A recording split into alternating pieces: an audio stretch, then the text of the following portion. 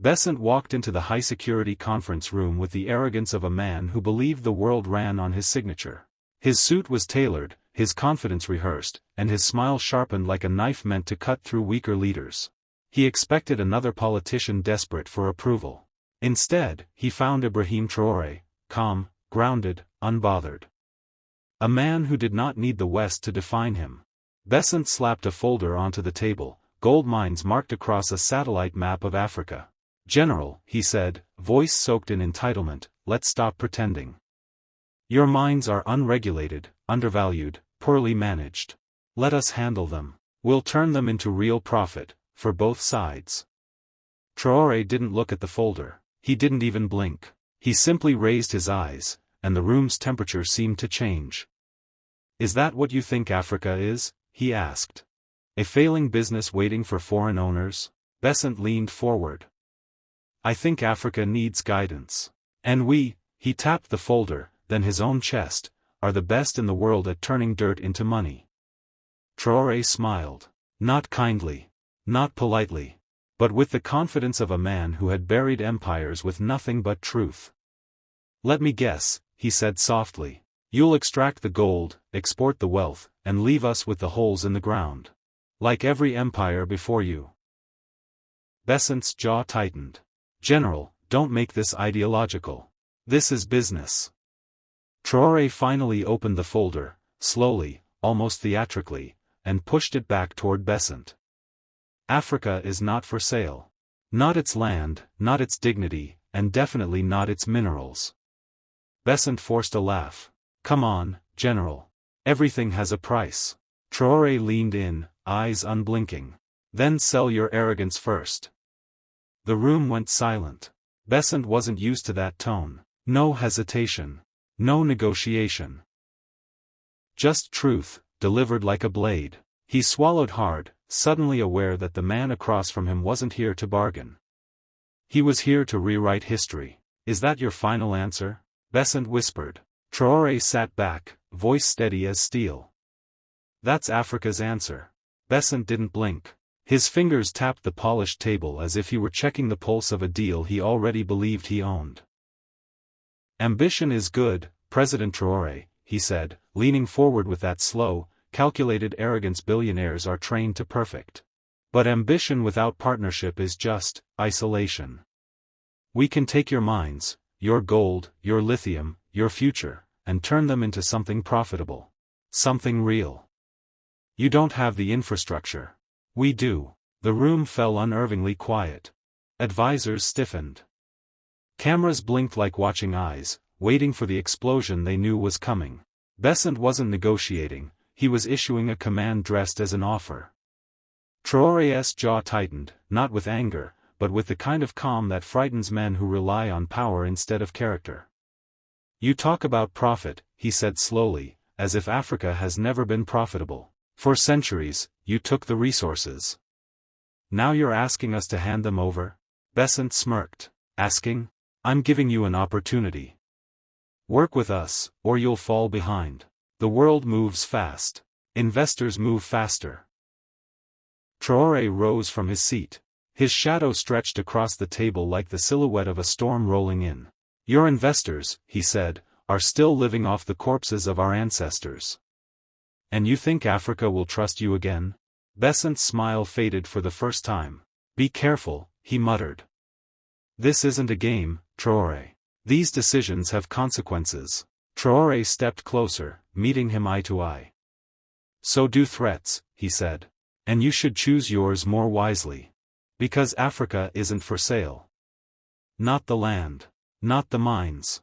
Not the people. And definitely not the future." A hush spread through the room. Even the air seemed to pause.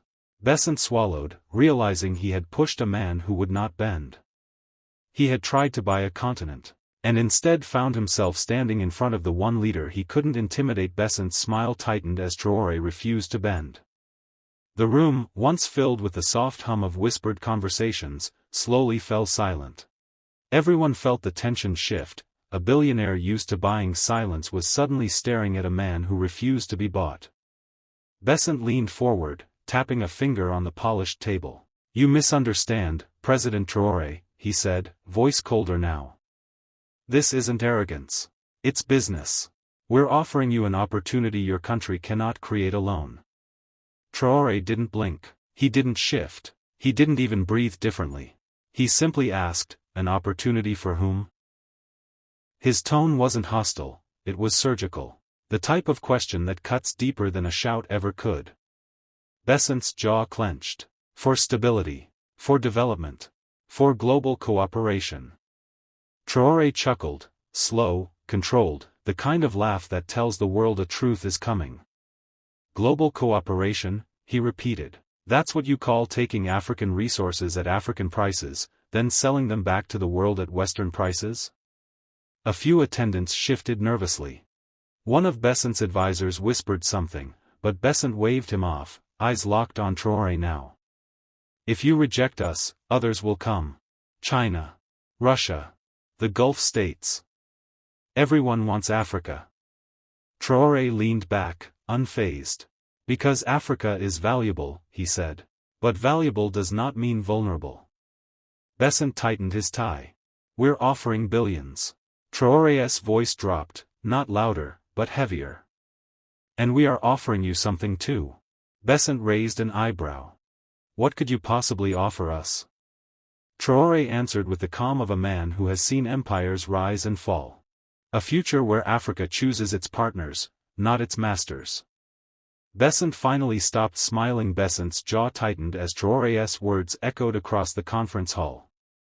For a moment, the billionaire looked genuinely stunned, like he had finally met someone who didn't flinch at his money, his influence, or his Wall Street legend. Around them, advisors whispered nervously, unsure whether to step in or step back. But Traoré didn't give anyone the chance. He leaned forward, his voice lowering into something sharper, colder, something that carried the weight of an entire continent. You think Africa exists for your portfolios, Traoré said, his eyes fixed directly on Bessent. You think our land is an auction and our people are a workforce waiting for your approval. But you forgot one thing, Africa is awake now. And when Africa wakes, empires shake. Bessent scoffed, trying to reclaim control. This isn't about empire. It's about business. We know how to maximize your resources. You don't. Traoré didn't blink. You mean you know how to extract them? Like you always have. You want our gold, our copper, our cobalt, you want everything but accountability. And when we refuse? You call us unstable, dangerous, uncooperative. He took a slow step closer. But the truth is simpler. You're terrified of an Africa you can't control. The room fell silent. One of Bessent's aides pulled out a phone, pretending to check emails, anything to avoid eye contact.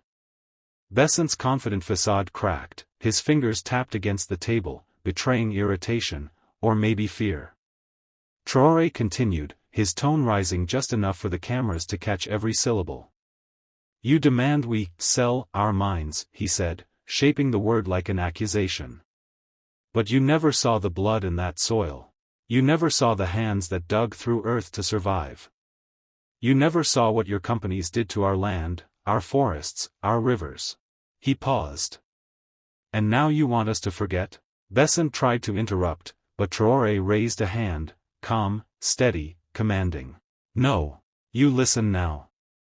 Africa will not sell itself to men who see value only in extraction. You want our mines? His voice hardened. Start by selling your arrogance. Because that is the only thing standing between you and the future. The camera zoomed in. Reporters leaned forward. The entire world could feel it. Scott Bessent, the man who lectured nations, who controlled billions, who moved markets with a whisper, was being outmatched, outclassed, and outspoken by a soldier from Burkina Faso. And the worst part for him? He knew it. And Traoré knew he knew it. Bessent's smirk widened as he leaned back in his leather chair, fingers steepled, voice dripping with condescension. General, he said, stretching the word as if it were an insult, you don't understand how the world works. Wealth isn't about digging rocks out of the ground, it's about who controls the market, who sets the prices, who signs the contracts. And trust me, Africa has never signed anything without us telling them to. The room fell into a cold silence. Traoré didn't flinch. He didn't blink. He simply lifted his chin, eyes steady, posture calm, the kind of calm that made powerful men nervous. "Then you haven't been paying attention," he said quietly, and the entire delegation felt the shift in the air, like pressure dropping before a storm. Bessent laughed, mocking, loud enough to echo. "Please. Africa survives because we buy from you. We decide your value. Without Western investment, your economies collapse." Traoré stepped forward slowly, almost leisurely. "Interesting," he said.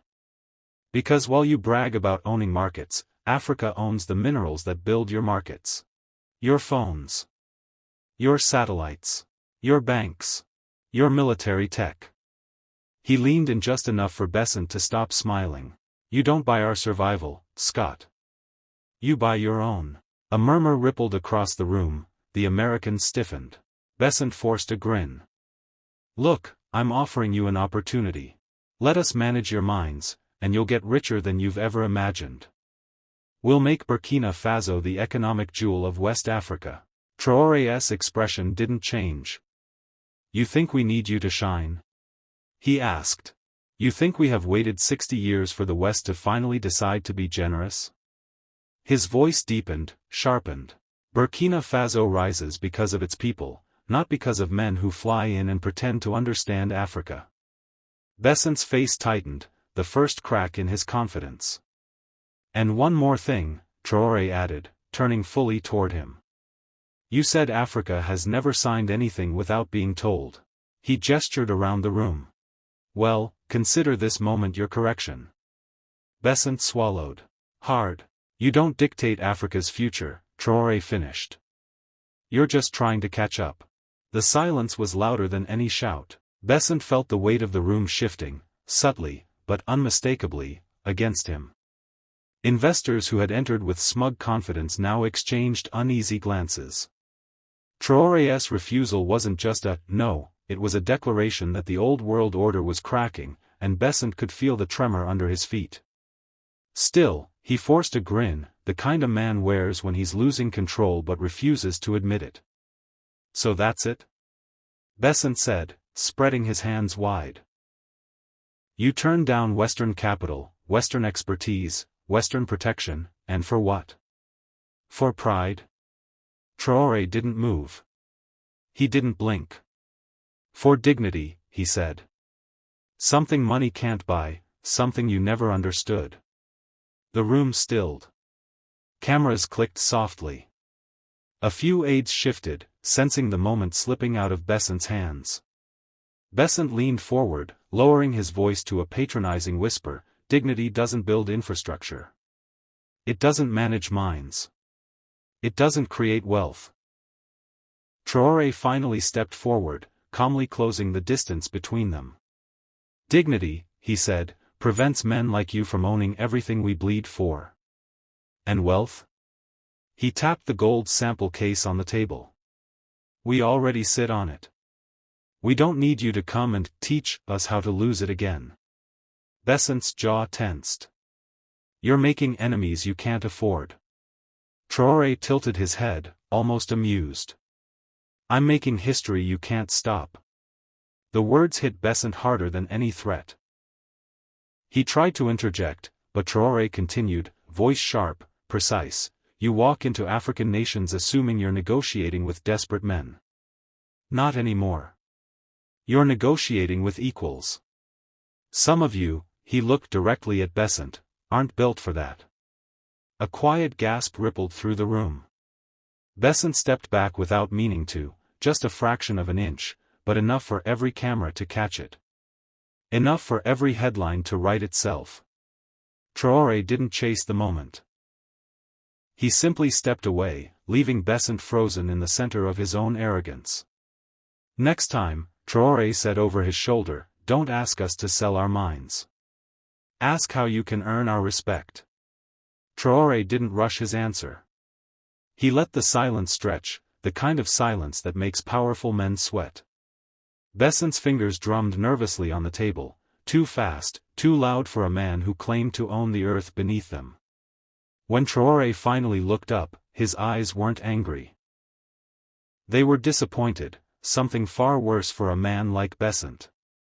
"Let me explain something you've never been taught," Traoré said calmly. "You don't buy dignity.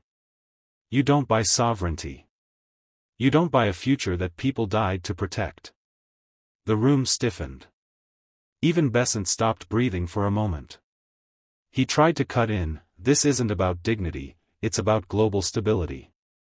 Traoré laughed. "Global stability?" His voice rose only slightly, but enough to slice the air. "You drain our minds, destabilize our economies, steal our labor, and then call it stability?" He leaned in, his tone dropping to a low, razor-sharp growl. "No, Scott. That's what colonizers call stability. Africa calls it theft." Bessent's face tightened. He wasn't used to being spoken to like this, certainly not by a man he expected to intimidate. He straightened his tie, clinging to the last scrap of control. "You're playing a dangerous game, Traoré," he warned. "If you push too far, you won't like the outcome."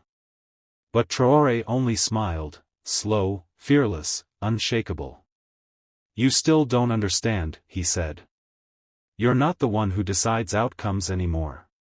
Africa does." A slight murmur rippled through the observers around them. Some looked shocked, others electrified. Bessent clenched his jaw. "How long do you think you can resist?" he hissed. Traoré stood, towering over the table, his shadow stretching across the polished floor. "As long as necessary," he said.